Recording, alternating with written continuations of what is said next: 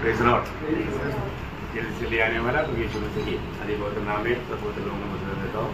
लवकरात लवकर येणाऱ्या प्रभू येशू ख्रिस्ताच्या पवित्र नावामध्ये सर्वांना ख्रिस्ती अभिवादन। प्रभु की अनुग्रह से और भी एक संगति एक जीवन की यात्रा में प्रभु ने हमें दिया।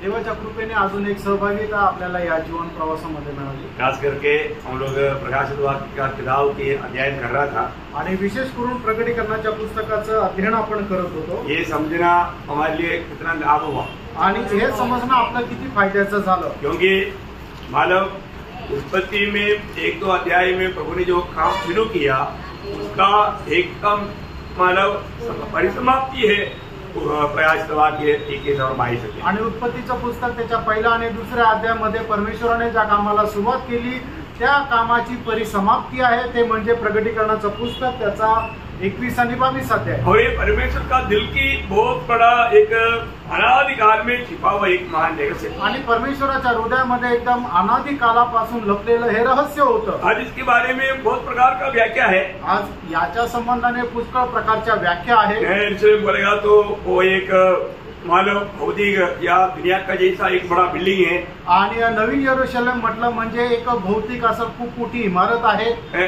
मानव बहुत लोग वो बात सिखाता है आणि पुष्कळ लोक त्या गोष्टी शिकवतात, परंतु प्रभु का वचन हम सीखने पर हमको मालूम पड़ा ये एक भौतिक बड़ा बिल्डिंग नहीं है। आणि प्रभूचं वचन शिकल्यानंतर आपल्याला समजलं की हे एक भौतिक खूप मोठा असं इमारत नाहीये, फिर ये स्वर्गीय बिल्डिंग है आणि एक स्वर्गीय इमारत आहे। कई लोग बोलते हैं ये स्वर्गीय मानव बिल्डिंग है, आणि काही लोक असं म्हणतात ही स्वर्गीय इमारत आहे, ये स्वर्गीय बिल्डिंग में नहीं, आणि एक स्वर्गीय इमारत सुद्धा नाहीये। इसको सही रीति में इसको मानव वचन की द्वारा समझना कितना बड़ी बात है, आणि वचनाच्या द्वारे योग्य प्रकारे याला समजणं किती महत्वाचं आहे। और अभी इतना वचन सुनने पर भी कई लोगों को इतना नहीं समझा हो। आणि एवढं वचन ऐकल्यानंतर सुद्धा काही लोकांना नसल समजलं। क्यों नहीं समझा? का नाही समजलं? क्योंकि वो बराबर प्रभु में बढ़ा नहीं, कारण ते प्रभू मध्ये जसं वाढायला पाहिजे तसं वाढले नाही। क्योंकि आत्मिक जीवन में भी अगर वो बढ़ोतरी नहीं हुआ तो आत्मिक बातों का गहरी बातों को हम समझ नहीं पाए। आणि आत्मिक जीवनामध्ये तशी जर वाढ झाली नाही तर मग आत्मिक जीवनामध्ये जसं वाढायला पाहिजे तसं वाढणार नाही। कई बच्चों को अच्छा अच्छा खाना खिलाता है तो भी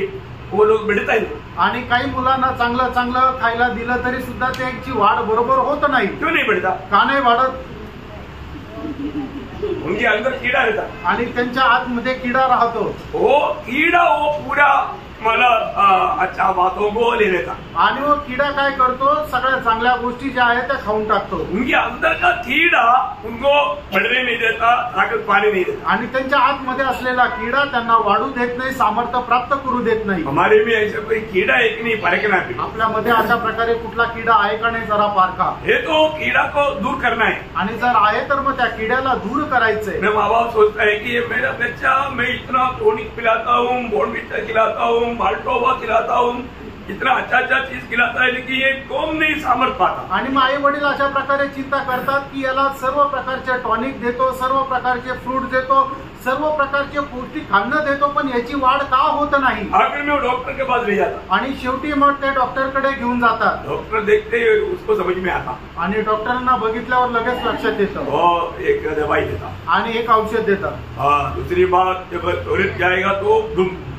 वो कितना वो निकला, आणि मग ज्या वेळेला ते त्याच्यानंतर टॉयलेटला गेल्यानंतर सर्व किडे बाहेर पडतात। तब मालूम पड़ गया कि ये मानव क्या कारण क्या है, आणि मग त्याच्यानंतर समजलं की कारण काय आहे। योग हमारे जीवन में फर्क नहीं, आणि प्रेरणा आपण आपल्या जीवनामध्ये पारखायचं। यहाँ पर प्रभु की वचन इतना अच्छा भोजन मिलता है तो भी मेरा आत्मिक जीवन में मैं उन्नति पा रहा है कि नहीं, आणि एवढं चांगलं भोजन भेटल्यानंतर ही आत्मिक जीवनामध्ये मी उन्नती प्राप्त करत आहे का। कई लोगों को प्रभु के लिए कार्य करने की इच्छा है लेकिन वो नहीं कर पाता। आणि पुष्कळ लोकांना प्रभु करता कार्य करायची इच्छा आहे पण ते नाही करू शकत। क्यों नहीं? का नाही? सामर्थ्य नहीं, कारण त्यांच्यामध्ये सामर्थ्य नाही। प्रियो ये सच्ची बात है, बाइबल में आपको सबको मालूम है, एहेजकेल 7 अध्याय 13 वचन में लिखा है, आणि एहेजकेल त्याच्या 7 अध्याय त्याच्या 13 वचनामध्ये लिहिलंय, जो बुराई में जीवन बिताता है वो सामर्थ्य नहीं पाता। आणि जो वाईटामध्ये जीवन जगतो त्याला सामर्थ्य नाही भेटत। प्रियो पाप में जीने वाला व्यक्ति वो कितना भी कोशिश करे आत्मिक जीवन में उन्नति पाने के लिए नहीं हो सकता। आणि पापामध्ये जीवन जगणाऱ्या व्यक्तीने कितीही आत्मिक जीवनामध्ये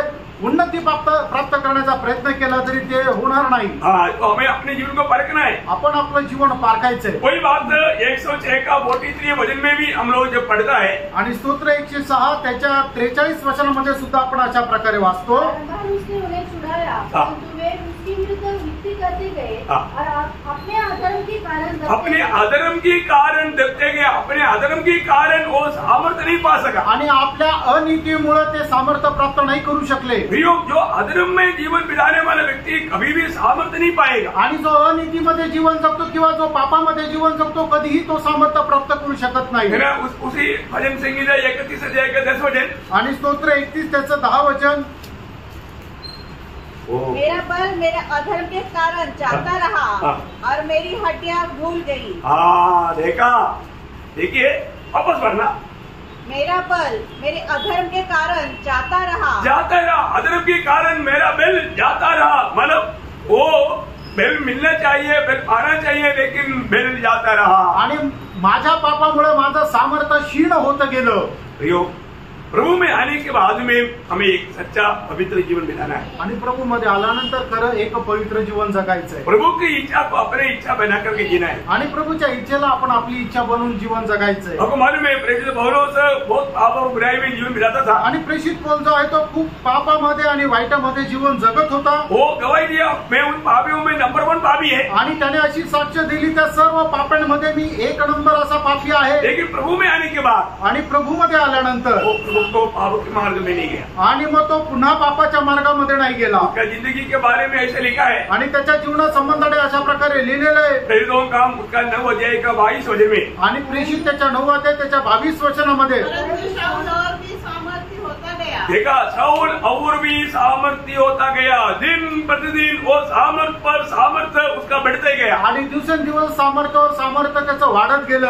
इन दिनों में मैं अनेक पवित्र लोगों को पूछना चाहता हूँ, आपका आत्मीय जीवन में सामर्थ्य बढ़ रहा है या घट रहा है? आणि या दिवसामध्ये मी प्रत्येक पवित्र भक्ताला विचारू इच्छितो, तुमचा आत्मिक जीवनामध्ये सामर्थ्य वाढत आहे का कमी होत आहे? यदि कमी होता है, आणि जर त्याच्यामध्ये कमतरता येत आहे तर आप जीवन को सही करें. आणि तुम्ही आपलं जीवन सरळ करा. जीवन में जरूर कुछ तो गड़बड़ है. आणि तुमच्या जीवनामध्ये निश्चितच काहीतरी पाप आहे.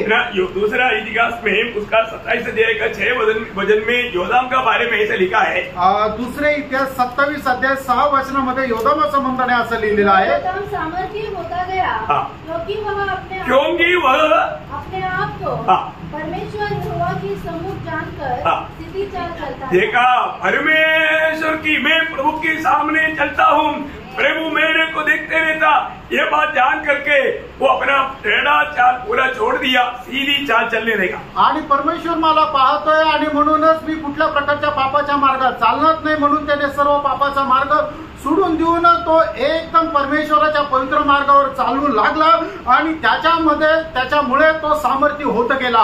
वो सीधा चाल चलने लगा. आणि तो सरळ चाल चालू लागला. अपनी जिंदगी को उन्होंने सही किया. आणि आपलं जीवन जे आहे ते त्याने एकदम सरळ केलं. योग का किताब में भी 17 अध्याय का 9 वचन में मानव पढ़ने वाला एक बात ऐसा है. आणि योग त्याचा 17 अध्याय त्याच्या 9 वचनामध्ये सुद्धा एक अशी गोष्ट आहे. तो धर्मी लोग अपना मार्ग पकड़े रहेंगे और शुद्ध काम करने वाले सामर्थ पर सामर्थ पाते जाएंगे. देखा, सामर्थ्य पर सामर्थ्य पाएगा. अगर प्रभु की इच्छा में रहने वाला या सच्चा काम करने वाला, पवित्र जीवन बिताने वाला, वो सामर्थ्य पर सामर्थ्य पाते जाएगा. आणि पवित्र जीवन जगणारा मनुष्य जो आहे तो सामर्थ्यावर सामर्थ्य प्राप्त करत जाईल. कितना बड़ी बात है. आणि किती मोठी गोष्ट आहे ना. हम लोग आज कैसे जीवन बिताता है? आज आपण कसं जीवन जगतो है ना. प्रभु को महिमा देने वाला एक जीवन बिताता है. आणि प्रभूला गौरव देणारा एक जीवन आपण जगतो का? प्रभु अपने इच्छा वचन के द्वारा हमें प्रकट करता है. आणि प्रभू त्याची इच्छा आपल्याला त्याच्या वचनाच्या द्वारे प्रकट करतो. उस वचन मानने के लिए हमें एक समर्पण चाहिए. आणि ते वचन पालन करण्यामध्ये आपल्याला एक समर्पण असलं पाहिजे. आपको सबको याद होगा 103 का 20 वचन में लिखा है कि परमेश्वर का वचन को मानने वाला शूरवीर हो.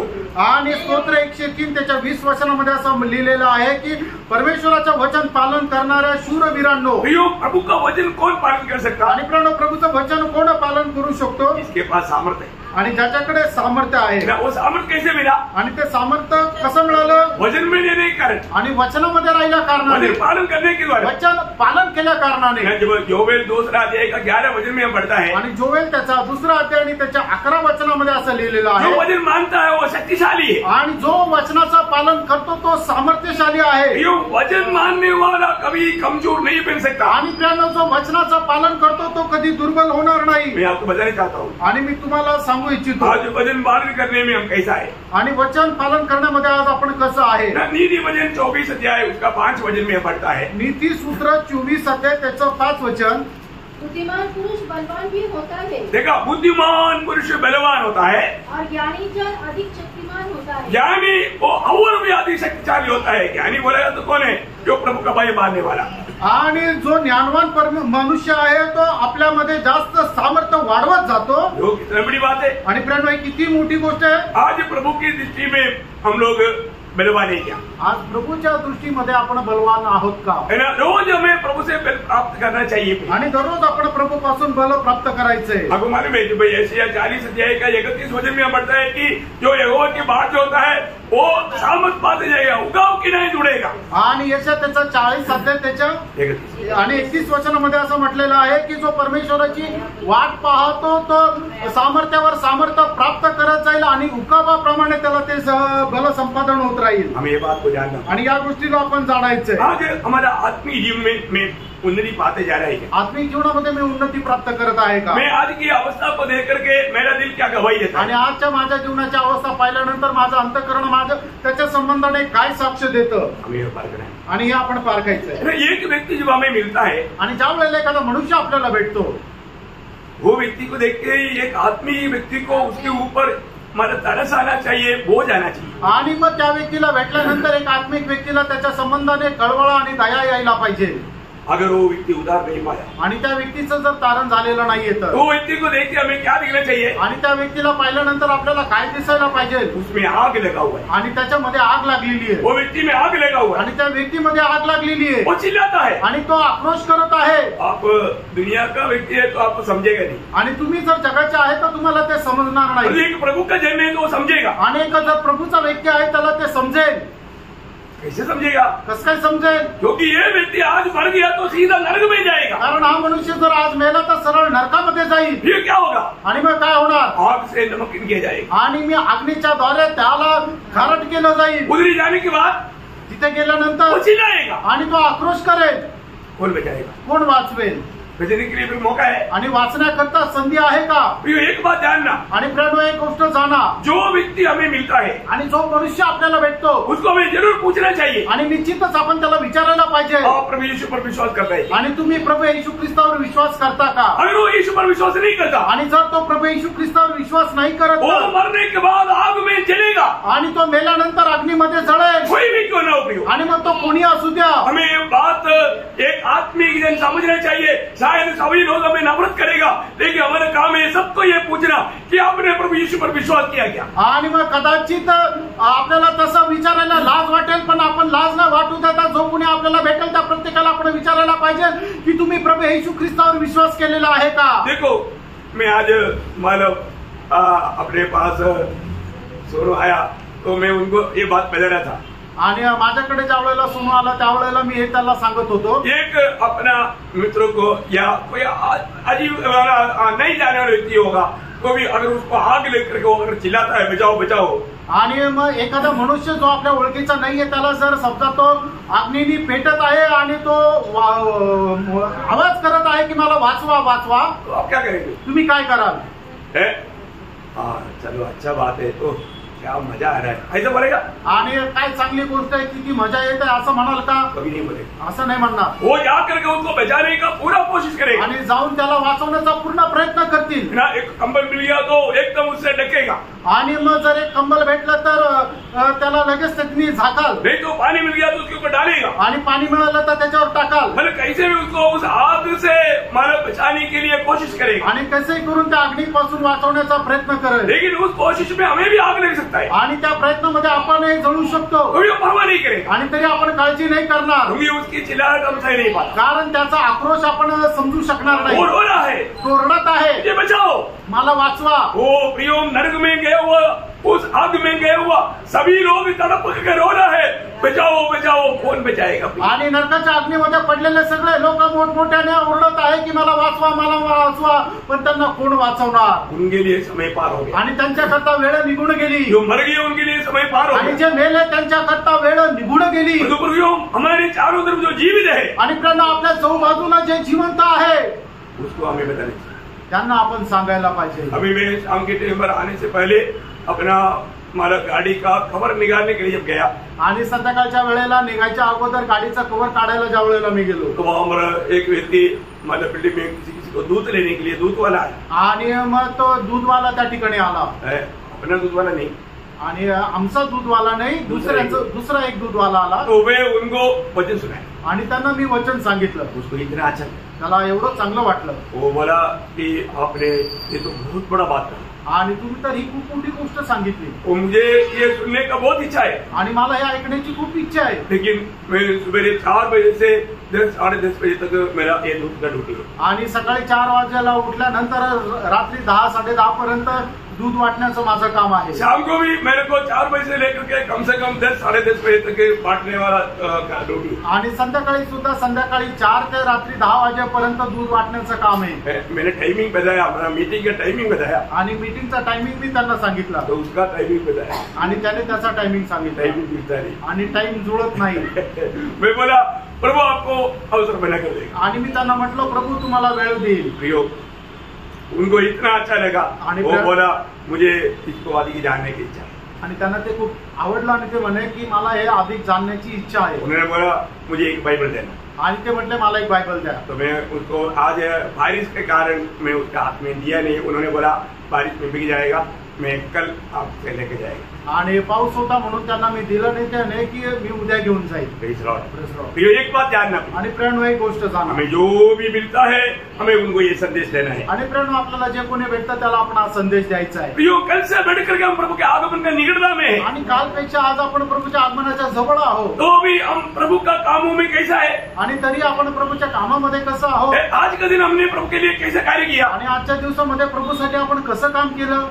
पहला कोरिन्थी 15 अध्याय का 58 वचन में मतलब पुनरुत्थान का बारे में बताते बताते आखिरी में पौलुस आगमन में पहला कोरिन्थी 15 अध्याय पुनरुत्थान का अध्याय है. पुनरुत्थान के अध्याय की आखिरी में उस वचन क्लोज करने के टाइम पर कंक्लूजन में बोलने वाला एक शब्द बहुत महत्वपूर्ण शब्द है. आणि पहिल्या कोरिन्थीकराचं पत्र त्याचा 15 अध्याय जे पुनरुत्थानाचा अध्याय आहे. आणि पुनरुत्थाना संबंधाने सांगत त्याचा अनुमान काढत प्रेषित पौल त्या ठिकाणी त्याच्या 58 वचनामध्ये अशा प्रकारे म्हणतो.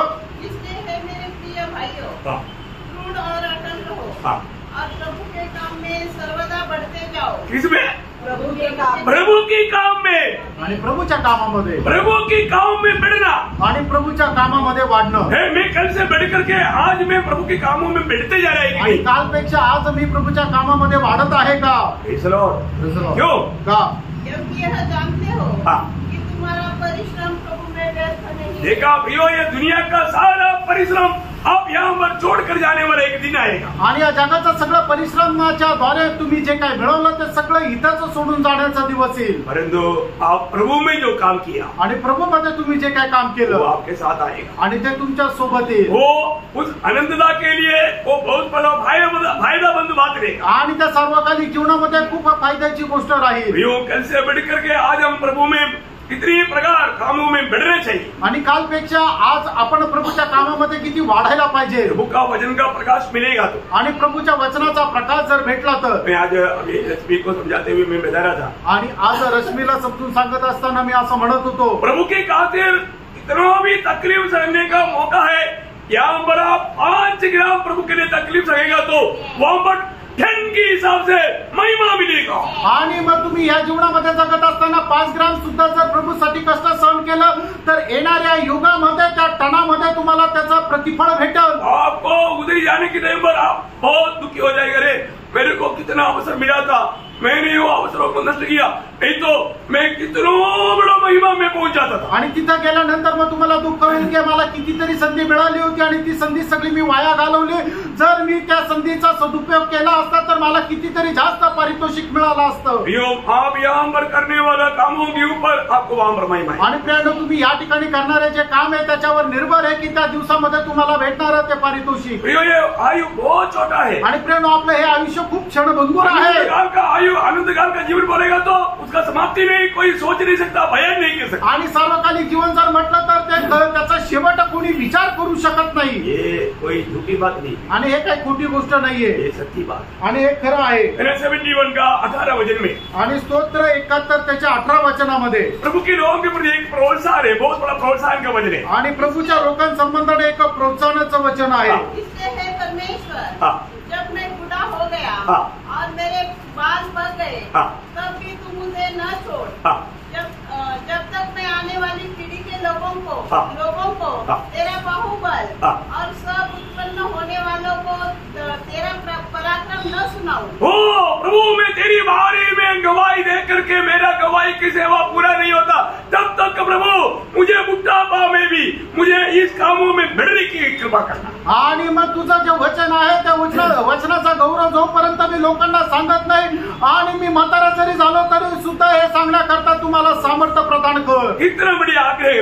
आणि किती मोठी त्याच्या हृदयाची इच्छा आहे. एक सच्चा भक्त का दिल में वो बुढ़ा हो गया तो वे प्रभु का कामों में वो हमेशा बढ़ते जाए. आणि एका भक्ताच्या जीवनामध्ये तो म्हातारा झाला तरी सुद्धा प्रभूच्या कामामध्ये वाढण्याची त्याची इच्छा राहते. 92 का 14 वचन में, आणि स्तोत्र 92 त्याच्या 14 वचनामध्ये, पुराने होने पर भी फलते रहेंगे. देखा वो पुराने होने पर भी फलते रहेगा और रस भरे और लहलहाते रहेंगे. देखिए कितना बड़ा सुंदर एक पिक्चर मामला में दिया. आणि खूप चांगल्या प्रकारचं चित्रण त्या ठिकाणी दिलेलं आहे. आज हमारे जीवन कैसा है, आणि आज आपलं जीवन कसं आहे. हम प्रभु का इतना सुंदर वचन सुनते हैं, आज आपण प्रभूचं एवढं सुंदर वचन ऐकतो. जीवन का नदी से हम रोज पीता है, आणि जीवनाच्या नदीपासून दररोज आपण पितो. लेकिन प्रभु को आनंदित करने वाला एक अवस्था आज मेरा है क्या. आणि प्रभूला हर्षित करणारी एक अवस्था माझी आहे का.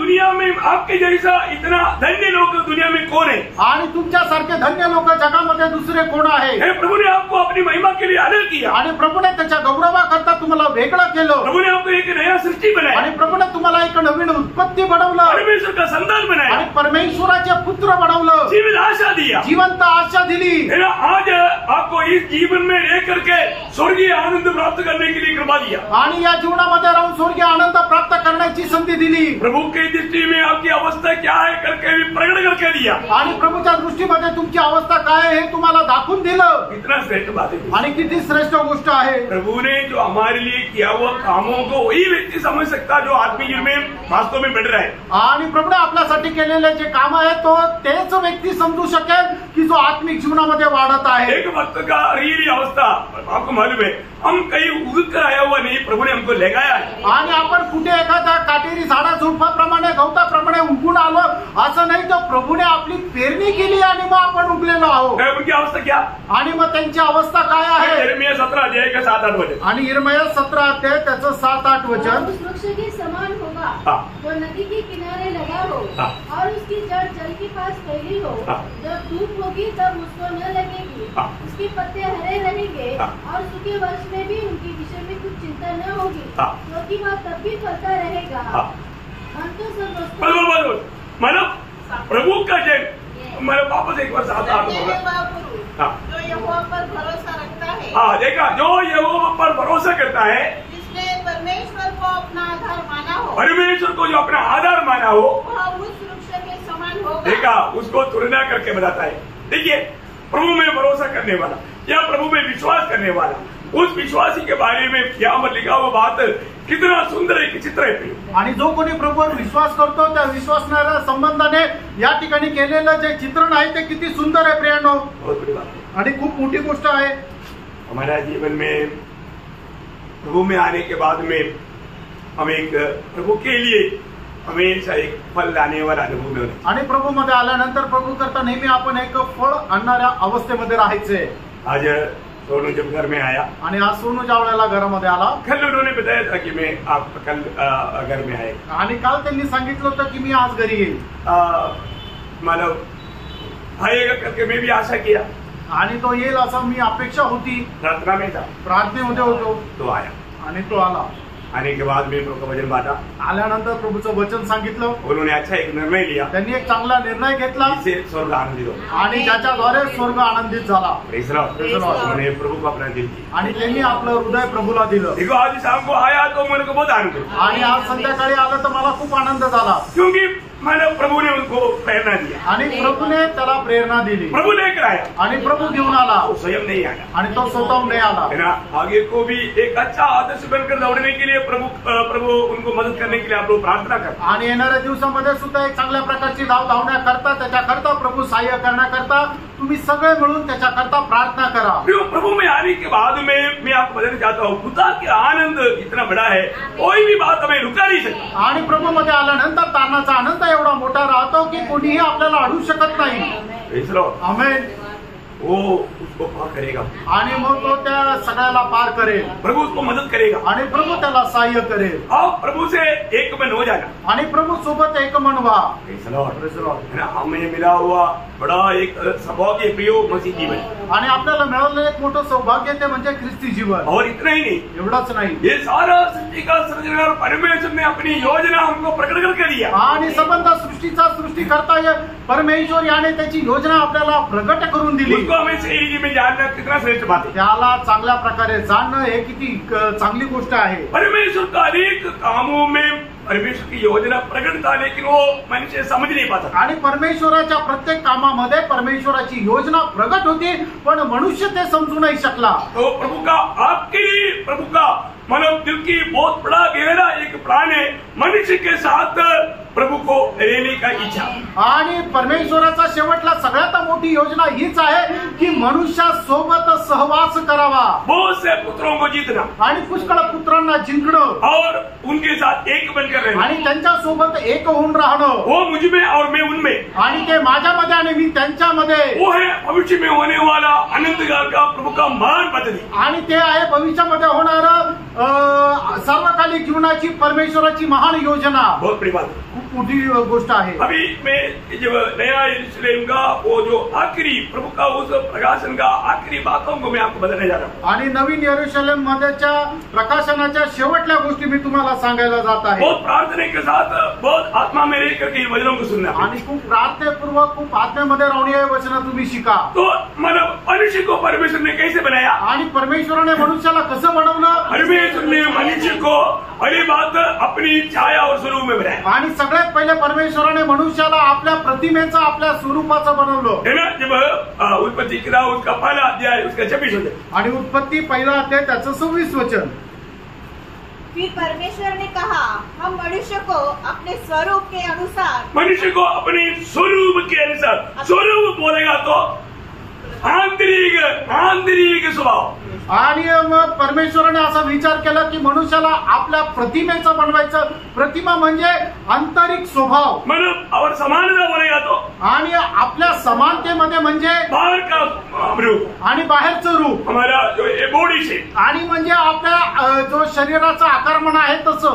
और जो मानव स्वरूप बोलेगा तो आणि प्रतिमा म्हटलं म्हणजे हमारा अंदर का गुण आणि आपला आंतरिक स्वभाव गुण हमारा बुद्धि हमारा विवेक हमारा विचार ये सब हमारा स्वरूप है। आणि आपली बुद्धी आपले विचार हे सगळं जे आहे ते आपली प्रतिमा आहे। समझ में आ रहा है? आमेन। बहुत ध्यान से समझ कर आणि खूप चांगल्या प्रकारे समजून घ्या। सिर्फ प्रभु ने मनुष्य को ये रूप में बनाया आणि फक्त परमेश्वराने मनुष्याला या रूपामध्ये बनवलं। इसको ये आपको क्लियर रहना आणि म्हणून तुम्हाला या गोष्टी स्पष्ट असायला पाहिजे। स्वरूप बोलेगा तो आणि जर प्रतिमा म्हटलं म्हणजे हमारा आंतरिक अवस्था को बताता आपल्या आंतरिक अवस्थेला ते दाखवतं। और हमारा समानता बोलेगा तो आणि प्रमाणे म्हटलं म्हणजे समानतेमध्ये म्हटलं तर सादृश्य बोलेगा तो समानता बोलेगा तो बाहर के रूप आणि समानता म्हटलं म्हणजे बाह्य रूप। आपको इतना तो समझ में आया? आमेन।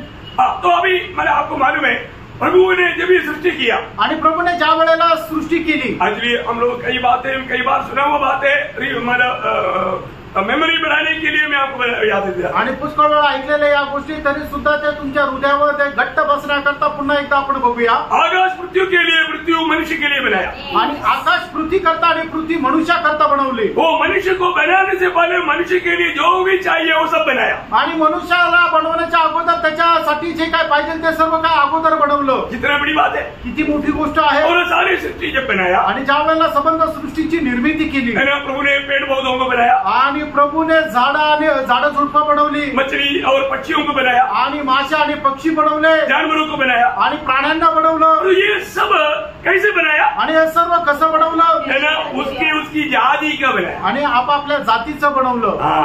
याद रहना. आणि लक्षात घ्या, हर एक सृष्टि को आणि प्रत्येक सृष्टीला उसका उसका जात बनाया, आणि त्याच्या जातीचं बनवलं. अमृत का जाति, पेड़ का जो वर्ग जो है वो अलग है, आणि मग जे पेरूचं जात आहे त्या झाडाची जात वेगळी आहे, है ना. हाथी का जानवर का जो मतलब जाति अलग है, आणि हत्ती हा जो प्राणी आहे त्याची जात एक वेगळी आहे.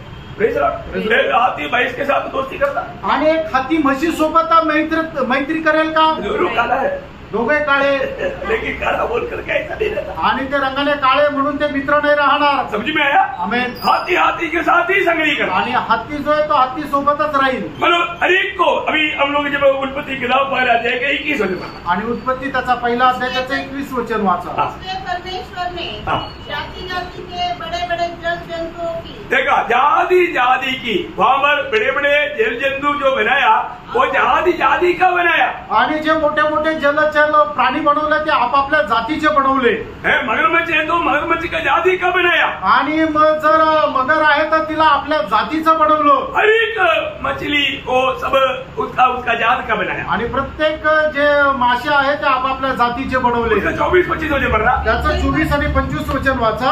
परमेश्वर ने कहा, पृथ्वी से एक जाति के जीवित प्राणी अर्थात घरेलू पशु और रेंगने वाले जंतु और पृथ्वी के वन पशु जाति जाति के अनुसार उत्पन्न हो. देखा, जाति जाति के अनुसार उत्पन्न हो, जाति जाति के अनुसार हर एक जीव जंतु को बनाया. आणि जाती जातीच्या अनुसार प्रत्येक जलचर प्राणी, जीव जंती प्राणी आणि वनस्पती हे सगळे बनवले. प्रियो, हम लोग देखते हैं कि सबको प्रभु जाति जाति के बनाया. आणि आपण पाहतो की परमेश्वराने प्रत्येकाला आपापल्या जातीचं बनवलं. परंतु मनुष्य को परमेश्वर ने मनुष्य का जात नहीं बनाया. आणि मनुष्याला परमेश्वराने मनुष्याच्या जातीचं नाही बनवलं. Praise Lord. आमेन. परमेश्वर ने मनुष्य को मनुष्य के जाति क्यों नहीं बनाया?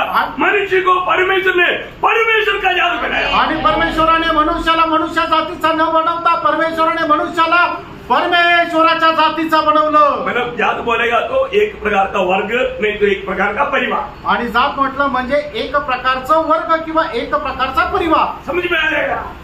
तो ऐसा है तो मतलब हर एक जाति जाति का बोलेगा तो उसका उसका मतलब वर्ग है या उसका उसका परिवार है. आणि जात म्हटलं म्हणजे तो त्या वर्गाचा आहे. परंतु मनुष्य को आणि मनुष्याला परमेश्वर ने परमेश्वर का जात बनाने का मतलब परमेश्वर का कुटुंब का बनाया. आणि परमेश्वराने मनुष्याला परमेश्वराच्या जातीचा बनवलं. याचा अर्थ परमेश्वराने मनुष्याला परमेश्वराच्या कुटुंबाचा बनवलं. मनुष्य को परमेश्वर ने अपनी स्वरूप और छाया में बनाया. कारण फक्त परमेश्वराने मनुष्याला आपल्या प्रतिमेचं आणि आपल्या समानतेमध्ये बनवलं. बनाने के समय में परमेश्वर का दिल की उस भावना आज हम समझ सकता है. आणि मग त्यावेळेला परमेश्वराने मनुष्याला जे बनवलं त्याची भावना ती आज आपण समजू शकतो. उस समय में कोई नहीं समझ सकता. आणि त्यावेळेला कोणी समजू शकत नव्हतं. नहीं तो ये आत्मा पाने से पहले, पौलुस को प्रकाश मिलने से पहले तक कोई नहीं समझा था. आणि आत्मा प्राप्त झाल्याच्या अगोदर किंवा पौलाला हा प्रकाश मिळण्याच्या अगोदर कुणाला ते समजू शकत नव्हतं. आज प्रभु ने आत्मा के द्वारा हमें ये बात को प्रकट कर दिया. आणि आत्म्याच्या द्वारे प्रभूने आज आपल्याला या गोष्टी प्रकट केल्या. उस प्रकाश में हमें बहुत गहराई में जाना. आणि त्या प्रकाशामध्ये खूप गहनतेमध्ये आपण जायचं ताकि हमारा प्रभु के साथ का नाता एकदम अटूट और मजबूत रहे. आणि प्रभू सोबत आपले संबंध एकदम अढळ असे राहावं. Praise Lord. Praise Lord. तो इसका मतलब एक तंबू की नाइंद पहले परमेश्वर ये दुनिया में वास करने का एक अवस्था था. प्रभु यीशु मसीह जब मनुष्य बनकर ये दुनिया में आया करके हमने कई बार सुना. आणि परमेश्वर एक तंबू होऊन मनुष्यामध्ये वास करण्याची एक त्या ठिकाणी एक अशा प्रकारे राहिला की ज्या वेळेला प्रभू येशू ख्रिस्त मनुष्य होऊन त्याने त्या मनुष्य होऊन आला आणि मनुष्यामध्ये डेरा केला. प्रभू यीशु मसीह कोण आहे? प्रभू येशू ख्रिस्त कोण आहे? परमेश्वर आहे. तो परमेश्वर आहे. मला योगन्ना पहिला अध्याय का पहिला वचन करता है. आणि योहान पहिला अध्याय त्याचं पहिलं वचन सांगतं. आदि में वचन था, वचन परमेश्वर के साथ था और वचन परमेश्वर. आणि सुरुवातीला वचन होतं, वचन परमेश्वरासोबत होतं आणि वचन परमेश्वर होतं. वो जो परमेश्वर जो वचन है आणि तो परमेश्वर जो वचन आहे वो वचन देहधारी होकर के हमारा बीच में डेरा किया. आणि तो देहधारी होऊन आपल्यामध्ये त्याने वास केला. ये बहुत अद्भुत बात है ना. आणि प्रेम ही खूप अद्भुत गोष्ट आहे ना. परमेश्वर डेरा किया आणि परमेश्वराने वास केला. कैसा? कसं? एक मनुष्य के रूप में, आणि एक मनुष्याच्या रूपामध्ये. यीशु मसीह. येशू ख्रिस्त. यीशु मसीह कौन है? आणि येशू ख्रिस्त कोण आहे? परमेश्वर का डेरा आणि परमेश्वराचं राहण्याचं घर. Praise the Lord. सही प्रकार समझ में आ रहा है ना? आणि योग्य प्रकारे समजत आहे ना? देखिए, एक बात मैं आपको बताना चाहता हूँ. आणि एक गोष्ट सांगू इच्छितो. मतलब जब निर्गमन का किताब में मतलब परमेश्वर उन लोगों के बीच में रहने के लिए एक डेरा या तंबू बनाने के लिए बोला था. आणि मग आपल्या लोकांसोबत राहण्याकरता निर्गमनाच्या पुस्तकामध्ये परमेश्वराने त्यांना एक निवास मंडप बनवायला सांगितला. किसने था? कशा करता होता? परमेश्वर उनमें वास करने के लिए. आणि परमेश्वर त्यांच्यामध्ये राहण्याकरता. उसी मानव रहने का डेरा है यीशु मसीह. आणि मग तेच राहण्याचं ठिकाण आहे ते प्रभू येशू ख्रिस्त. प्रियो, अगर इस तंबू के नाते अगर हम देखेगा तो तंबू बोलेगा तो अभी हम फौजियों का ईडी में देखेगा तो हम लोग बहुत जगह पर तंबू लगाता. आणि फौजी लोक जे आहेत ते पुष्कळ ठिकाणी जिथे जातील तिथे तंबू लावता. हाँ, तो तंबू बोलेगा तो हमको क्या याद आएगा? आणि तंबू म्हटलं म्हणजे आम्हाला काय आठवेल? टेंट. टेंट. मतलब थोड़ी समय के लिए बनाने वाला टेंट. आणि थोड्या वेळा करता बनवण्यात आलेला तो तंबू. परंतु ये तंबू ऐसा नहीं. आणि हा तंबू असा नाहीये. वो तरपोल का बनाया हुआ एक तंबू नहीं. आणि टार्पोलिनचं शीट टाकून ताडपत्री टाकून बनवलेला तो तंबू नाहीये. ये तंबू जीवित तंबू है. आणि हा जो तंबू आहे तो जिवंत तंबू आहे. वो यीशु मसीह तंबू में रहा. आणि येशू ख्रिस्त तंबू मध्ये राहिला. वो टरपोल का तंबू था क्या? आणि मग ते ताडपत्रीचा तंबू होता का? वो एक मनुष्य था, पूर्ण मनुष्य. आणि तो एक पूर्ण मनुष्य होता. वो एक व्यक्ति था. आणि तो एक व्यक्ती होता. तंबू हम जो सोचता है वो निर्जीव वस्तु है, और यहाँ पर बोले वाला तंबू एक जीवित वस्तू है. जीवित वस्तू नहीं, जीवित व्यक्ती है. आणि मग तंबू जे आपण विचार करतो ते एक निर्जीव अशी वस्तू आहे की ज्याच्यामध्ये जीव नाहीये. पण प्रभू येशू ख्रिस्त जो तंबू म्हणून जीवन जगला तो सजीव आहे, ज्याच्यामध्ये जीव आहे असा तो व्यक्ती आहे. यहाँ पर एक बात और भी मैं आपको गहराई में बताना चाहूंगा. आणि या ठिकाणी अजून एक गोष्ट गहनतेमध्ये सांगू इच्छितो. मैंने तंबू बोलेगा तो तंबू म्हटलं तर परमेश्वर के साथ एक बना हुआ एक व्यक्ति. आणि परमेश्वरासोबत एक झालेला तो व्यक्ती. यीशु मसीह कौन है? आणि येशू ख्रिस्त कोण आहे? परमेश्वर के साथ एक बना हुआ एक व्यक्ति. आणि परमेश्वरासोबत एक झालेला तो व्यक्ती आहे. ओ ये समझना बहुत गंभीर बात है. आणि हे समजणं खूप गंभीर आहे. वो कौन था? आणि तो कोण होता? वो एक मन परमेश्वर का जन था या परमेश्वर मनुष्य था. आणि तो एक परमेश्वर मनुष्य होता. Praise the Lord. आपको समझ में आया? आणि तुमच्या लक्षात आलं का? वो परमेश्वर भी था, आणि तो परमेश्वर पण होता, मनुष्य भी था. आणि तो पूर्ण मनुष्य आणि पूर्ण परमेश्वर असा तो होता. वो मनुष्य परमेश्वर नहीं था, आणि तो मनुष्य परमेश्वर नव्हता. वो परमेश्वर मनुष्य था. आणि तो परमेश्वर मनुष्य होता. ये प्रयोग को आप थोड़ा ठीक से जानना. आणि हा प्रयोग जो आहे तो चांगल्या प्रकारे जाणून घ्या की तो परमेश्वर होता आणि मनुष्य रूप धारण करून आला, म्हणून तो परमेश्वरीय मनुष्य होता. तो मनुष्य होऊन परमेश्वराप्रमाणे झाला असा नाहीये, तर तो परमेश्वरीय मनुष्य होता. तो ऐसा है तो फिर नया यरूशलेम क्या है? आणि असं जर आहे तर नवीन यरूशलेम काय आहे? ये दुनिया का रीति का कोई बिल्डिंग नहीं.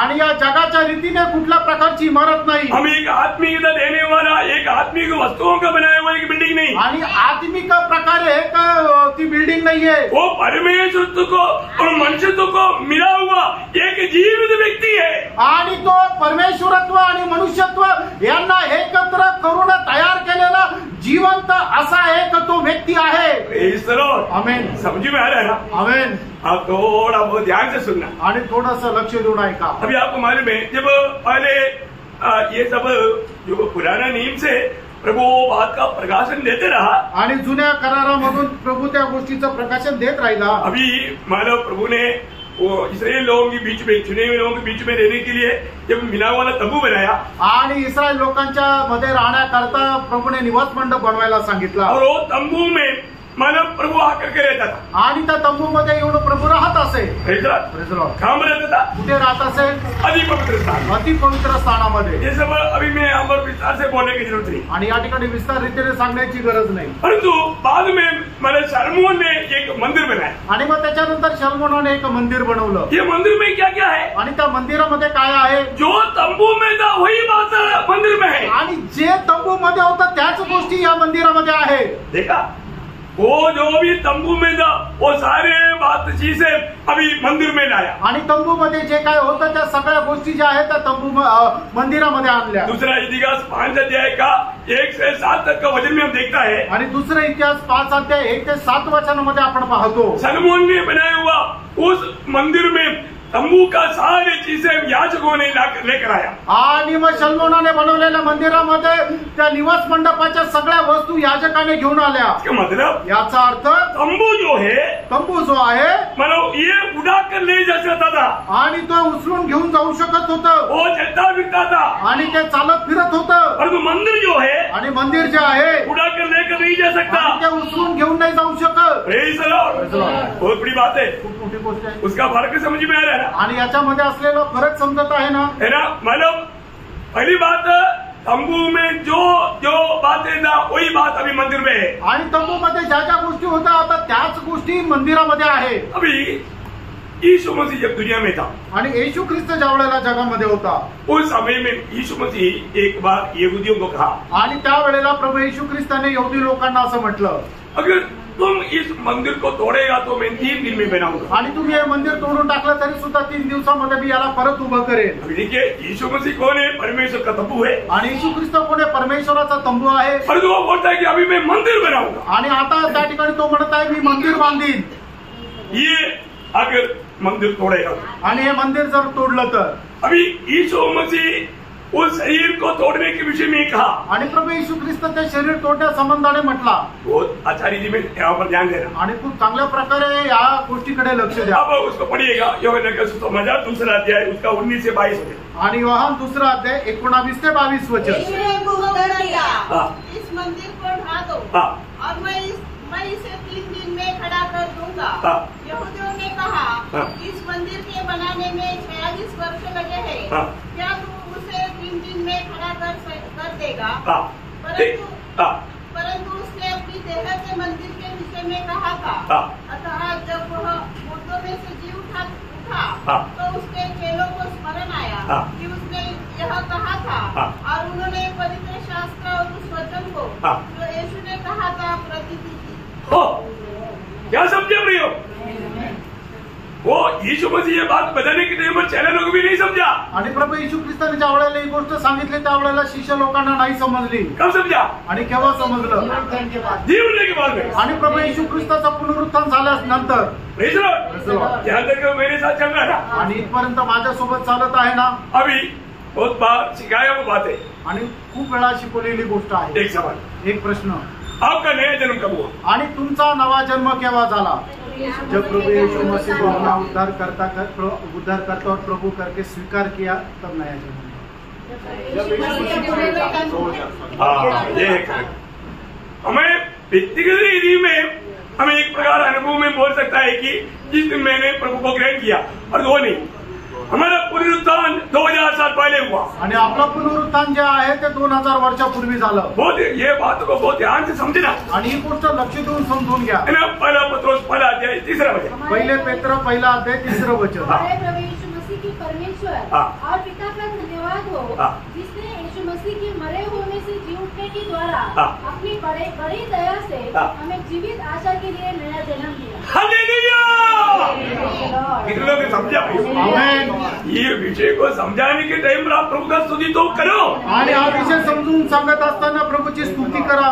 प्रभु ने उस मंदिर बनाया आणि प्रभूने ते मंदिर बनवलं। वो मंदिर प्रभु कहाँ लेकर गया? आणि ते मंदिर प्रभु कुठे घेऊन गेला? प्रभु स्वर्ग में लेकर गया। आणि प्रभू स्वर्गात घेऊन गेला। लेकर गया कि नहीं? घेऊन गेला का नाही?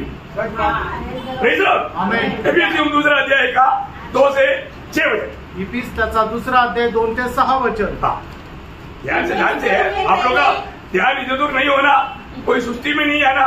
बहुत गहरी बात है। हम एकदम नया यरूशलेम की एंड क्लास में आ रहा है।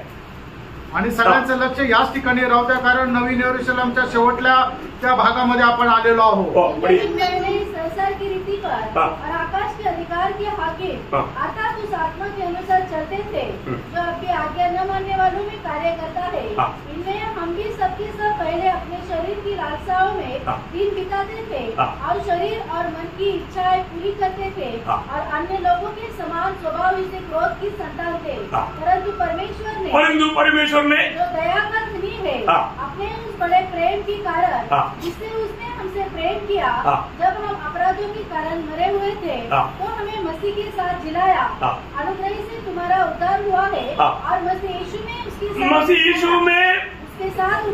साथ उठाया और स्वर्गीय स्थानों में उसके साथ बैठाया।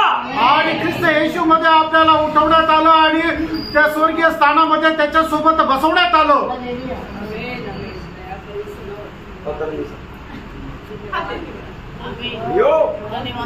हमें ये बात को जानना, प्रभु ने हमारे अनुभव अवस्था कहाँ पर लाया? नया यरूशलेम का जीवित पत्थर के रूप में स्वर्ग में रखा। आणि आपला अनुभव प्रभूने कुठे आणला तर त्या नवीन यरूशलेमच्या जिवंत दगडाप्रमाणे ते स्वर्गामध्ये ठेवलं। अगर आप सोनू को पूछेगा, सोनू आपका उद्धार पाया, वो बोलेगा मैं 2024 तारीख को, हमारा 2024 जून महीना 17 तारीख को 12:40 को मैंने उद्धार पाया बोलेगा। आणि मग सोनूला जर विचारलं की सोनू तुझं तारण कधी झालं तर ते सांगेल की 17 जून 2024 ला 12:40 और तो वास्तव में उसका उद्धार कब हुआ? आणि खरं पाहिलं तर त्याचं तारण कधी झालं? 2000 साल पहले आणि 2000 वर्षापूर्वी। ये बहुत बड़ी बात है आणि प्रेरणा ही खूप मोठी गोष्ट आहे। और मैं आपको बताना चाहता हूँ, ये कोई अचानक बात नहीं, आणि हे काही अचानक झालेलं नाहीये। हमारी चुनौती कब हुआ? आणि आपली निवड केव्हा झाली? अरे हम दुनिया में आने से, दुनिया को बनाने से पहले, आणि हे जगाच्या उत्पत्तीच्या अगोदर आपली निवड झाली। हालेलुया, आमेन। ये बातें हमें समझ पाएगा? आणि या गोष्टी आपण समजू शकतो का? और जो वचन में लिखा है प्रियो, हमें समझ में नहीं आया तो भी ऐसा ही है। आणि जे वचनामध्ये लिहिलं ते आपल्याला नाही समजलं तरी सुद्धा ते तसंच आहे। एक समय आएगा आपको समझिएगा, आणि एक वेळ येईल का तुम्हाला ते समजेल। आपको कहीं समझने के लिए दिक्कत नहीं आएगा, आणि तुम्हाला समजण्याकरता काही अडचण येणार नाही। परंतु है ना, कई लोग बोलते ना, बच्चा बोलेगा, परंतु बच्चा बड़ा हो गया तो उसको समझ में आएगा कि 10 को ऐसा गुन्ना करना है तो वो एक जोड़ लगा के इधर जोड़ के पढ़ो, बड़ी आसानी है। परंतु कब थोड़ा बड़ा होने के बाद बच्चों को बोलेगा तो आपको बहुत पास आता है, अंदर समझ में आया? प्रिय, आत्मिक जीवन में आपकी बढ़ोतरी, आपकी उन्नति, ये वचन में जो लिखा है सत्य लिखा है प्रिय। आणि या वचनामध्ये जे लिहिलेलं आहे ते सत्य लिहिलेलं आहे। Praise Lord. उसका सही रीति में जानना आणि त्याला योग्य प्रकारे जाणा। तो अभी हम क्या देखता? आणि आता आपण काय पाहतो? प्रभु यीशु मसीह जी उठने के द्वारा, आणि प्रभु येशू ख्रिस्त जिवंत झाल्याद्वारे उन्होंने एक बहुत बड़ा एक मंदिर बनाया। आणि प्रभूने खूप मोठं मंदिर बनवलं। मतलब पहले तंबू था, शलमोन ने बड़ा मंदिर बनाया। आणि जसं एक तंबू अगोदर होता, शलमोनाने मंदिर बनवलं। परंतु जी उठने के समय में प्रभु ने एक मंदिर बनाया। आणि पुनरुत्थानानंतर प्रभू येशू ख्रिस्ताने एक मंदिर बनवलं। वो क्या है? ते काय आहे? कलीसिया। आणि ती आहे मंडळी। आमेन। अभी कलीसिया का एक भाग स्वर्ग में है, एक भाग दुनिया में। आणि मंडळीचा एक भाग स्वर्गामध्ये, एक भाग या जगामध्ये आहे। ये हमारी सोचने में आणि आपल्या विचारामध्ये आहे। और जो प्रभु के दृष्टि में पूरा कलीसिया स्वर्ग में, आणि प्रभूच्या दृष्टीने सगळी मंडळी स्वर्गामध्ये आहे। आमेन। पहले कोरिन्थी 3 अध्याय का 16 वचन, पहिले कोरिन्थीकरांचं पत्र 3 अध्याय त्याचं 16 वचन। क्या तुम नहीं जानते कि तुम परमेश्वर का मंदिर हो? देखा, तुम परमेश्वर की मंदिर है। प्रभु की मंदिर कौन है? मंडली है। आणि प्रभूचं मंदिर कोण आहे? तर मंडळी आहे। जो भी लोग प्रभु के पास आया, आणि जेवढे लोक प्रभूच्या जवळ आले, एक्चुअली हम आया नहीं, पिता ने हमको लेकर आया। आणि आपण स्वतःहून आलो असं नाही, तर पिता आपल्याला घेऊन आला। तो जब पहला पत्रोस 2 अध्याय का 4-5 वचन, पहिले पेत्रस 2 अध्याय 4 आणि 5 वचन। उसके पास आकर जिसे मनुष्य ने तो निकम्मा ठहराया, परंतु परमेश्वर के निकट चुना हुआ और बहुमूल्य जीवित पत्थर है। तुम भी आप जीवित थोड़ा ठीक से पढ़ो ना, तुम भी आप जीवित पत्थरों के समान आपकी घर बनते जाते हो। देखा प्रियो, हम प्रभु के पास आने के बाद में वो जीवित पत्थर है, हम जीवित पत्थर नहीं था, निर्जीव था, और तो प्रभु ने हमें जीवित पत्थर की नाइंद उसके साथ जोड़ करके मंदिर बनाया है। आणि परमेश्वर जो आहे तो जिवंत होता आणि आपण जे आहे तो एका दगडाप्रमाणे आपण निर्जीव अवस्थेमध्ये होतो, पण प्रभूने आपल्याला त्याच्यासोबत जोडून आपण जे निर्जीव होतो आपल्याला सुद्धा एक जिवंत दगडाप्रमाणे बनवलं. मैंने जीवित प्रभु यीशु के पास आकर के हम जीवित पत्थर होकर के जीवित मंडली के रूप में जिंदा सभा जिंदा मंदिर बनते जा रहे हैं. आणि जिवंत परमेश्वराच्या जवळ येऊन आपण जे निर्जीव दगड होतं ते आपण जिवंत दगड झालो आणि जिवंत मंडळी होऊन जिवंत नवीन यरूशलेम झालो. ये मकान इसी प्रकार का एक मकान नहीं है जिसमें जीवन नहीं. आणि अशा प्रकारचं ते एक घर नाहीये की ज्याच्यामध्ये जीवन नाहीये. अभी हम लोग रहता है एक दीवार मतलब ईंटों से बनाए हुआ एक दीवार के अंदर का शेड में. आणि आपण ज्या घरामध्ये राहतो ते दगडा मातीच्या भिंतीने बनवलेल्या एका घरामध्ये राहतो. परंतु प्रभु रहने वाला और हम रहने जा रहा है वो घर वो इस प्रकार का निर्जीव वस्तुओं की बनाए हुए नहीं जीवित वस्तुओं की बनाया हुआ है. आणि आपण राहणार एका घरामध्ये ते एक निर्जीव वस्तूच्या द्वारे बनवलेलं घर नाही राहणार, तर जिवंत वस्तूच्या द्वारे बनवलेलं घर राहील. और मंडली बोलेगा तो सिर्फ मनुष्य है ऐसा भी नहीं. आणि मंडळी म्हणजे फक्त मनुष्य असं नाही. मनुष्य में प्रभु मिला है आणि मनुष्यामध्ये प्रभु मिळालेला आहे. मंडली जो है मंडळी जी आहे तो दुनिया के लोगों की बात नहीं आणि जगाच्या लोकांची गोष्ट नाही. मैं मंडली की बात कर रहा हूँ. मी मंडळीची गोष्ट करतोय. मंडली कर दिया तो मंडली सिर्फ कुछ लोगों का झुंड है ऐसा नहीं. आणि मंडळी म्हणजे फक्त काही लोकांचा समुदाय असं नाही. मतलब मंडली मनुष्यत्व और ईश्वरत्व दोनों मिला हुआ एक झुंड है. आणि मंडळी म्हटलं म्हणजे मनुष्यत्व आणि ईश्वरत्व या दोघांना एकत्र करून म्हटलं तर मंडळी आहे. मतलब हर एक विश्वासी को हर एक मंडली के सदस्य को मनुष्य का स्वभाव भी है और ईश्वरीय स्वभाव भी है. आणि प्रत्येक मंडळीच्या सदस्याला मनुष्याचा स्वभाव पण आहे आणि ईश्वरीय स्वभाव पण आहे. और ये दोनों स्वभाव जन्म की द्वारा मिलता. आणि हे दोन्ही स्वभाव जन्माच्या द्वारे भेटतात. मनुष्य के स्वभाव कैसे मिला? आणि मनुष्याचा स्वभाव कसा मिळाला? जन्म की द्वारा. आणि जन्माच्या द्वारे. ईश्वरीय स्वभाव कैसे मिलेगा? आणि ईश्वरीय स्वभाव कसा भेटेल? जन्म की द्वारा. आणि जन्माच्या द्वारे. ओके आमेन. तो ये दो स्वभाव हर एक मंडली के सदस्यों में है. आणि हे दोन स्वभाव मंडळीच्या प्रत्येक सदस्यामध्ये आहे. या एक प्रकार बोलेगा तो दो प्रकार का जीवन हर एक मंडली के सदस्यों में. आणि दोन प्रकारचे जीवन प्रत्येक मंडळीच्या सदस्यामध्ये आहे.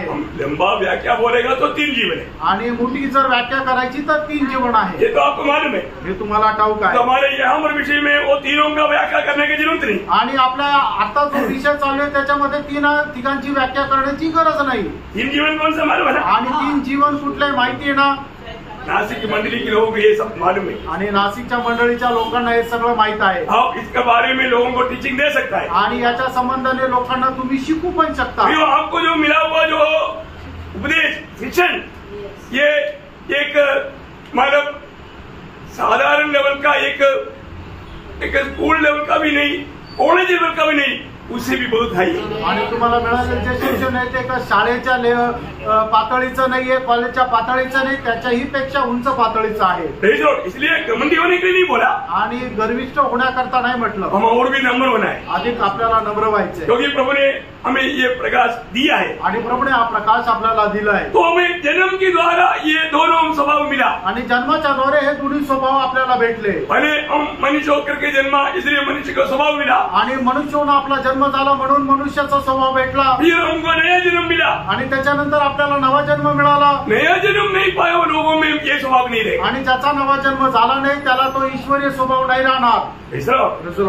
पहला योगना 5 अध्याय 11-12 वचन. पहिला योहान 5 अध्याय 11-12 वचन. और वो गवाही यह है कि परमेश्वर ने हमें अनंत जीवन दिया है और ये जीवन उसके पुत्र में है. जिसके पास पुत्र है उसके पास जीवन है और जिसके पास परमेश्वर का पुत्र नहीं उसके पास जीवन भी नहीं है. देखा प्रियो, ये बहुत बड़ी बात है कि हमारे जीवन में जो व्यक्ति प्रभु यीशु पर विश्वास करके नया जन्म पाया, यीशु को पाया, यीशु को ग्रहण किया, उसके पास परमेश्वर का जीवन है. क्या अमर जीवन है? वो अमर परमेश्वर का स्वभाव है. आणि मग ज्यांनी कोणी प्रभू येशू ख्रिस्तावर विश्वास करून नवा जीवन प्राप्त केलं त्याच्याकडे नवीन जीवन आहे आणि तो ईश्वरीय स्वभाव पण आहे.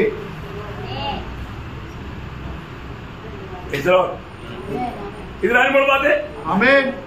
आज नया जन्म पाया हुआ लोगों की अवस्था क्या? आज नवा जन्म प्राप्त झालेल्या लोकांची अवस्था काय आहे? दूसरा पत्रोस 1 अध्याय 4 वचन. दुसरे पेत्र 1 अध्याय 4 वचन. के द्वारा उसने हमें बहुमूल्य और बहुत ही बड़ी प्रतिज्ञाएं दी है, ताकि इनके द्वारा तुम उस सड़ाहट से छूटकर जो संसार में बुरी अभिलाषाओं से होती है, ईश्वरीय स्वभाव के संभागी हो जाओ। देखा, हम लोगों को अभी नए जन्म पाने के द्वारा ईश्वरीय स्वभाव का भी हमें भागीदार बनाया आणि नवा जन्म प्राप्त झाल्याच्या द्वारे आपल्याला ईश्वरीय स्वभावाचे समभागी बनवलं। हमारे में ये दोनों स्वभाव है आणि आपल्यामध्ये हे दोन्ही स्वभाव आहे। देखिए, मतलब मसीह में परमेश्वरत्व भी है और मनुष्यत्व भी है, आणि ख्रिस्तामध्ये परमेश्वरत्व पण आहे आणि ईश्वरत्व पण आहे। और मंडली के हरेक सदस्यों में मनुष्यत्व भी है, परमेश्वरत्व भी है। आणि मंडळीच्या प्रत्येक सदस्यामध्ये मनुष्यत्व पण आहे आणि परमेश्वरत्व पण आहे। सिर्फ एक ही फर्क है। फक्त एक फरक आहे। क्या है? तो काय आहे?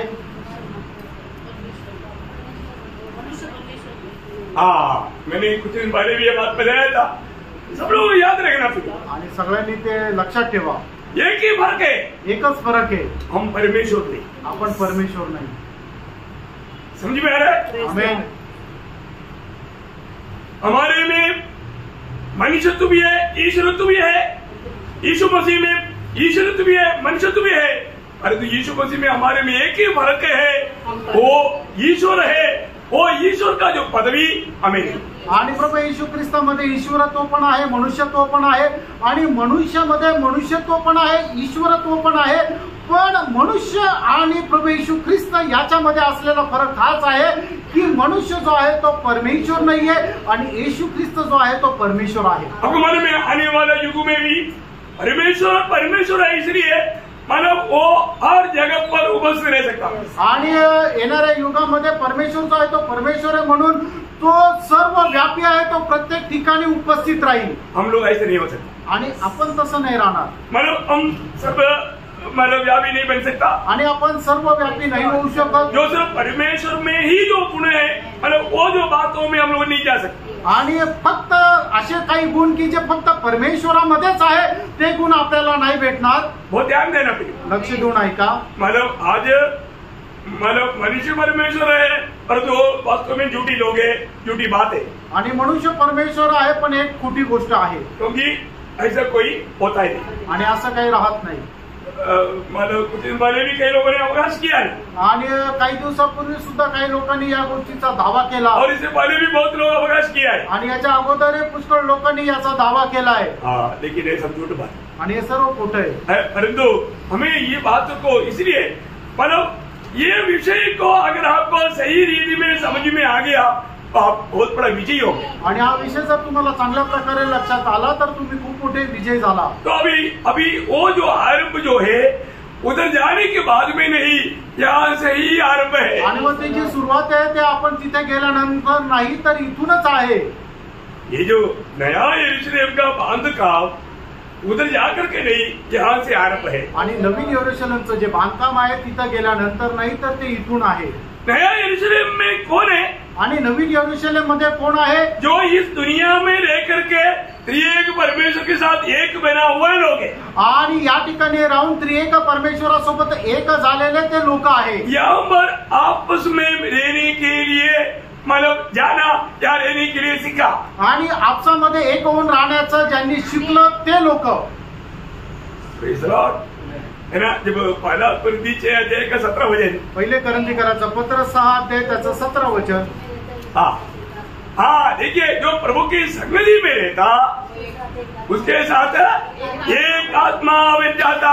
आणि जो कोणी प्रभूशी जोडतो तो आणि प्रभू एक आत्मा होतो। प्रियो, एक बात जानना, प्रियो एक गोष्ट जाना, अनेक पवित्र लोगों में प्रभु रहता और प्रभु मतलब पवित्र लोग प्रभु में रहता। आणि प्रत्येक पवित्र भक्तामध्ये प्रभू राहतो आणि प्रत्येक पवित्र भक्त प्रभू मध्ये राहतो। नया यरूशलेम का अनुभव क्या? आणि नवीन यरूशलेमचा अनुभव काय आहे? हम प्रभु में, प्रभु हम में, आणि आपण प्रभू मध्ये आणि प्रभू आपल्यामध्ये।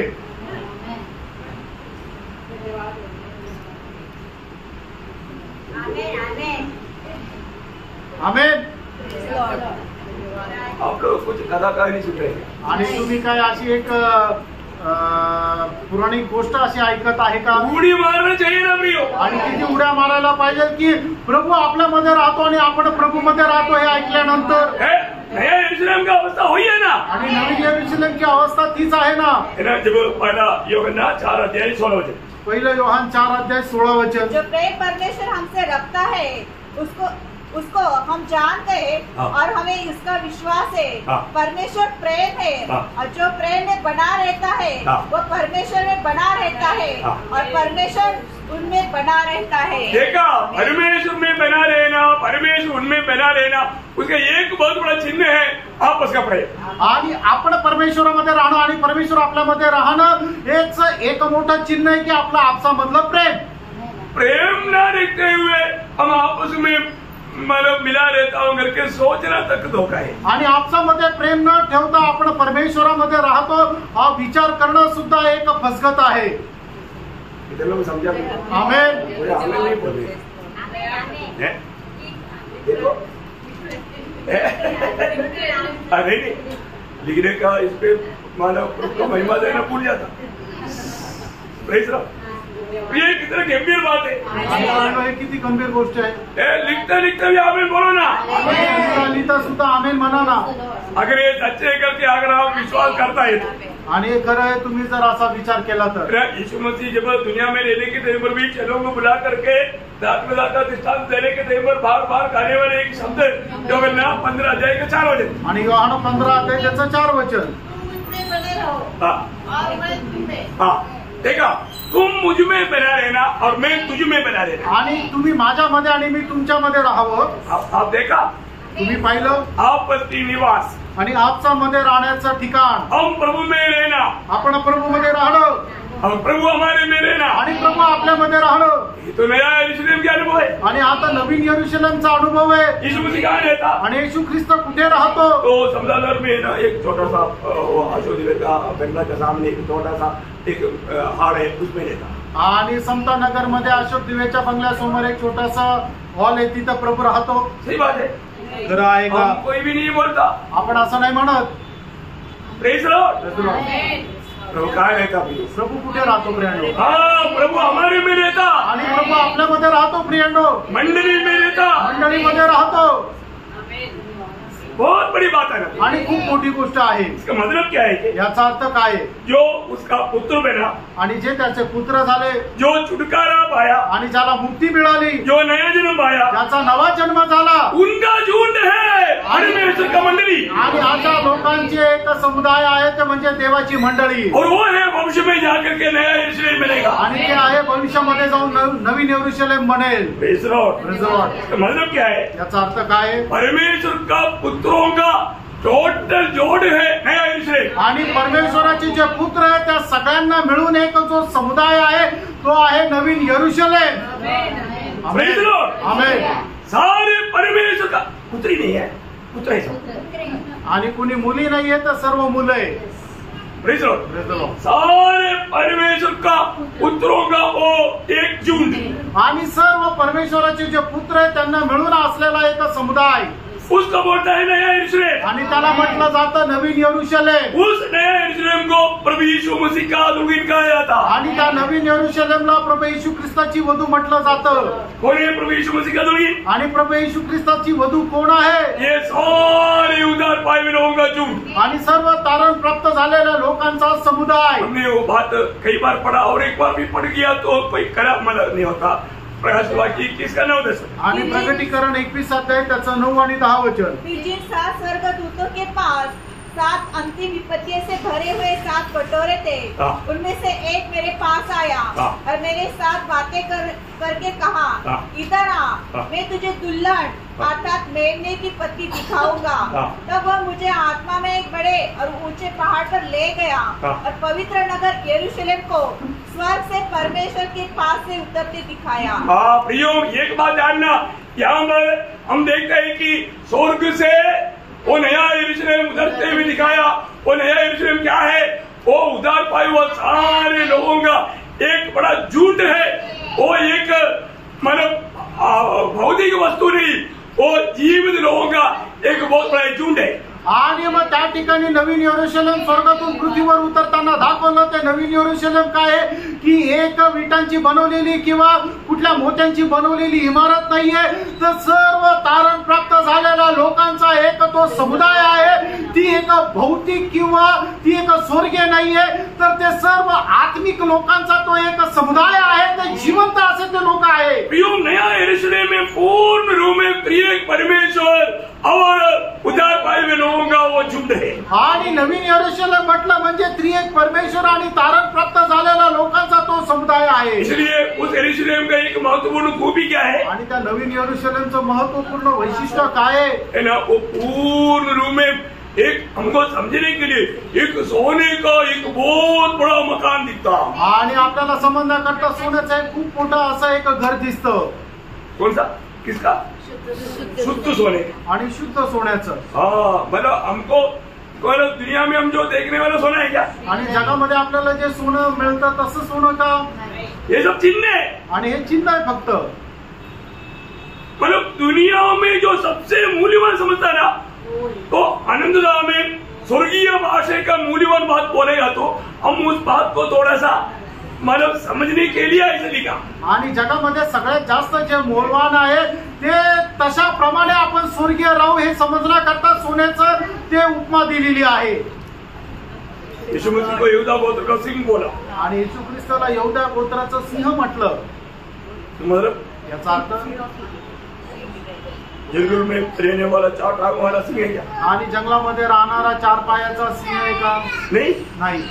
उसका आत्मिक अर्थ है, त्याचा आत्मिक अर्थ आहे. दुष्टों के लिए वो सिंह है आणि दुष्टाकरता तो सिंह आहे. भक्तों के लिए वो मतलब मेमना है. आणि भक्ताकरता तो कोकरा आहे. दुष्टों के लिए वो फाड़ खाने वाला सिंह है. आणि दुष्टाकरता तो फाडून टाकणारा सिंह आहे. शैतान उनका लोगों के लिए फाड़ खाने वाला वो सिंह है. आणि म्हणजे सैतानी लोक आहेत त्यांना फाडून टाकणारा तो सिंह आहे. परंतु अपने पवित्र लोगों के लिए आणि आपल्या पवित्र लोकांकरता वो मेमना है. आणि तो एक कोकरा आहे. और हम इसी में नहीं जानेगा तो. आणि अशा प्रकारे आपण जाणणार नाही तर. आणि येशू ख्रिस्त सिंह आहे. वो शेर आएगा तो मुझे खाएगा. आणि तो सिंह आला तर मला खाऊन टाकेल. ऐसे सोचने की जरूरत है. असा विचार करण्याची गरज आहे का? हमारे लिए आणि आपल्या करता नाही. इसी प्रकार प्रियानो त्याचप्रमाणे ये नया यरूशलेम क्या है? आणि नवीन यरूशलेम काय आहे? नया यरूशलेम में ये परमेश्वर का कार्य के द्वारा तैयार किया हुआ एक महान जीवित महल. आणि नवीन यरूशलेम म्हणजे त्रिएक परमेश्वराच्या कार्याच्या द्वारे तयार केलेलं एक जिवंत महल. पिता का कार्य सोने का बात दिखाता है. आणि पित्याचं जे कार्य आहे ते सोन्याच्या गोष्टी दाखवतं. सोना हमेशा किसको दिखाता? आणि सोनं नेहमी कोणाला दाखवतं? ईश्वरीय स्वभाव. ईश्वरीय स्वभावाला. आपको सबको मालूम है. तुम्हाला सर्वांना ठाऊक आहे. बहुत बार सिखाया वो बात है. आणि खूप वेळा शिकवलेली गोष्ट आहे. प्रकाशित वाक्य 21 अध्याय का 18 वचन. आणि प्रकटीकरण 21 अध्याय 18 वचन. की बनी थी और नगर ऐसे शुद्ध सोने का था. नगर शुद्ध सोने का है. उसका 21 वचन. आणि त्याचं 21 वचन. 12 फाटक और 12 मोती के थे. एक फाटक एक मोती का बना था. नगर की सड़क स्वच्छ कांच के समान शुद्ध सोना. नगर के सड़क तक शुद्ध सोना. आणि नगरची जे रस्ता आहे तो सुद्धा शुद्ध सोन्याचा. किसको दिखाता प्रिय? कोणाला दाखवतो प्रेरणा आहे? ईश्वरीय स्वभाव को, पिता का प्रकृति को, प्रकृति प्रभु का, पिता परमेश्वर का उस गुण स्वभाव श्रेष्ठता को. आणि ईश्वरीय स्वभावाला ते दाखवतं. और ये मोती किसको दिखाता? आणि हा मोती कोणाला दाखवतं? है ना. उस 21 का 21 वापस पढ़ना. प्रकटीकरण 21 अध्याय 21 वचन पुन्हा एकदा वाचा. 12 फाटक 12 मोती के थे.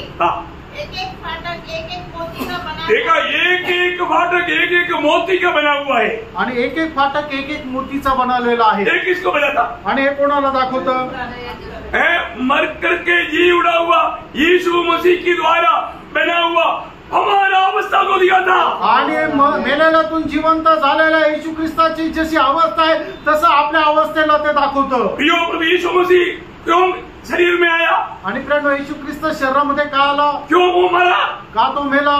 मुद्दू चिपी मूल्यवान वो मोती बनने वाला बात तो मैंने आपको पिछले दिन में सिखाया. आणि मौल्यवान मोती कशा प्रकारे बनला जातं हे मागील दिवसामध्ये मी तुम्हाला सांगितलं. समुद्र में रहने वाले एक जीवी वो पत्थर में रगड़ करके उसका शरीर फट जाता, तो उसका खून बह करके उसमें लिपट करके बहुत दिनों के बाद में वो मूल्यवान मोती बन जाता। आणि मृत्यूचिरमी नावाचा एक जलजंतू आहे, तो ज्या वेळेला दगडाला रगडला जातो, त्या रगडल्याच्या द्वारे त्याचं शरीर जे आहे ती त्वचा फाटली जाते आणि त्याच्यातून जो रक्त बाहेर येतो, तर रक्त जो आहे कालांतराने एक मोती बनतो। वो जीवन रस उसके चारों तरफ घूम जाता आणि तो जीवन रस आहे तो त्याच्या चहूबाजूने येतो और वो एक मूल्यवान मोती बन जाता आणि तो एक मौल्यवान मोती होतो। प्रभु यीशु मसीह की शरीर धारण और मृत्यु के द्वारा प्रभु ने दुनिया में मोतियां तैयार किया आणि प्रभू येशू ख्रिस्ताने शरीर रूप धारण करून आल्याच्या द्वारे जगामध्ये खूप मोती तयार केले। और नया यरूशलेम में और क्या है? आणि नवीन यरूशलेम मध्ये अजून काय आहे? मूल्यवान पत्थर है। आणि मौल्यवान दगड आहे। मूल्यवान पत्थर किसको बताता? आणि मौल्यवान दगड कशाला दाखवतं? पवित्र आत्मा का कार्य के द्वारा रूपांतर प्रक्रिया में बढ़ने वाला अनेक विश्वासी की अवस्था को आणि दिखाता। पवित्र आत्म्याच्या कार्याच्या द्वारे रूपांतराच्या प्रक्रियेमध्ये वाढणाऱ्या प्रत्येक विश्वासणाऱ्याला ते दाखवतं। इसका मतलब याचा अर्थ पिता का स्वभाव वहां पर है आणि पित्याचा स्वभाव तिथं आहे और मतलब मोती में पुत्र का गुण है आणि मोत्यामध्ये पुत्राचं गुण आहे मूल्यवान पत्र में पवित्र आत्मा का कार्य है आणि मौल्यवान दगडामध्ये पवित्र आत्म्याचं कार्य आहे। प्रियो, नया यरूशलेम का नियम बोलेगा तो त्रिएक परमेश्वर है आणि नवीन यरूशलेमचा पाया म्हटलं म्हणजे त्रिएक परमेश्वर आहे और वो परमेश्वर के साथ मिलकर जीने वाला नया यरूशलेम का एक छोटा प्रतिच्छाया है मंडली जीवन। आणि मग त्या नवीन यरूशलेमचे असणारं जे जीवन आहे त्याचा एक छोटासा नमुना आहे ते म्हणजे मंडळी जीवन। आमेन। मंडली जीवन में ही वो बात प्रकट होना है। आणि मंडळी जीवनामध्येच ती गोष्ट प्रकट होणार आहे। नया यरूशलेम में मैं रहने वाला है कि नहीं? आणि मी नवीन यरूशलेम मध्ये राहणार आहे का नाही? और ऐसा है तो असं आहे तर ये जीवन में या जीवनामध्ये हम त्रिएक परमेश्वर के साथ हमेशा एक बनकर रहने, आणि त्रिएक परमेश्वरासोबत नेहमी आपण एक होऊन राहायचंय। हम प्रभु में प्रभु हम में रहने, आपण प्रभूमध्ये आणि प्रभू आपल्यामध्ये राहणार। ये अवस्था उसका विकास पा करके हम नया यरूशलेम में जीवित भवन होकर के अनंत काल तक रहने जा रहा है। आणि या अवस्थेमध्ये आपण वाढत जाऊन नवीन यरूशलेम मध्ये एक जिवंत भवन होऊन आपण सार्वकालिक जीवनामध्ये अनंत कालामध्ये राहू। आमेन। कुछ तो आया होगा ना, आप लोग बार बार पढ़ना। आणि वारंवार ते वाचा। मैं प्रभु को बहुत धन्यवाद देता हूँ। प्रभूला खूप धन्यवाद देतो। थोड़ा सा और बातें हैं, मैं कल आपको बताएगा, थोड़ा आज समय ज्यादा हो। आणि आज जरा वेळ जास्त झाला, अजून काही गोष्टी थोड्याशा त्या उद्या सांगेल। नहीं सर, लेकिन इतना तक मैं आशा करता हूँ आपको समझ में आया होगा थोड़ा कुछ तो। आणि इथपर्यंत मी आशा ठेवतो की तुम्हाला समजलं असेल। जिसको समझ में नहीं आया, अगर यूट्यूब में आएगा तो आप बार बार उसको ध्यान से सुनना। आणि मग ज्याला नाही समजलं युट्यूबवर आल्यानंतर वारंवार ते तुम्ही ऐका। आप आत्मा में रह करके सुनिए, आत्म्यामध्ये राहून ऐका। प्रयोग ये परमेश्वर का हमारे लिए आनंद काल का योजना है। आणि परमेश्वराची सार्वकालिक जीवनाकरता आपल्यासाठी ती योजना आहे। नया यरूशलेम, नवीन यरूशलेम। इसके आगे कोई बात नहीं बताया प्रयोग, आणि त्याच्या पुढे काही गोष्ट सांगितली नाही प्रियांनो। क्योंकि नया यरूशलेम में त्रिएक परमेश्वर और प्रभु के लोग मिलकर के रहने का एक अनुभव है। आणि नवीन यरूशलेम मध्ये त्रिएक परमेश्वर आणि प्रभूचे लोक एकत्र राहण्याचा तो अनुभव आहे। Praise the Lord. इसका कुछ थोड़ा सा बात कल भी बता करके पूरा कंक्लूजन करने का कोशिश करेगा। आणि याच्यापैकी काही गोष्ट उद्या सांगून मग संपूर्ण अनुमान लावण्याचा प्रयत्न करेल। Praise the Lord. वो आपको आशीष दे, प्रभू तुम्हाला आशीर्वाद देव, प्रभु को महिमा मिले। प्रभूला गौरव हो। आमीन।